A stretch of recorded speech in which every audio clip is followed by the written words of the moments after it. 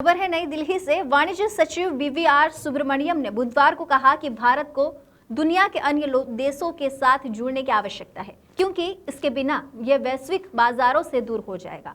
उन्होंने यह भी कहा कि देश को संतुलित तरीके से मुक्त व्यापार समझौते करने की आवश्यकता है। उन्होंने कहा कि विश्व व्यापार संगठन ने पिछले 20 वर्षों में बहुत कुछ नया किया है और उद्योग बहुपक्षीय प्रणाली से बहुत कुछ प्राप्त करने की उम्मीद नहीं कर सकते हैं। इसका कारण इसमें आंतरिक तौर पर संरचनात्मक समस्याएं हैं। सचिव ने कहा कि इसके चलते दुनिया अपने स्तर पर द्विपक्षीय और क्षेत्रीय व्यवस्था कर रही है। सुब्रमण्यम ने कहा, अब किसी क्षेत्रीय व्यवस्था में शामिल नहीं है। अगर भारत वैश्विक स्तर पर आर्थिक और व्यापार शक्ति बनाना चाहता है, हमें एफटीए करने की जरूरत है, लेकिन साथ ही हमें इसे संतुलित रूप से करने की जरूरत है, यानी ऐसा समझौता हो जो हमें पर्याप्त रूप से खरीदने के साथ बेचने की भी अनुमति दे। इसके कुछ नुकसान भी होंगे और कुछ लाभ भी होंगे।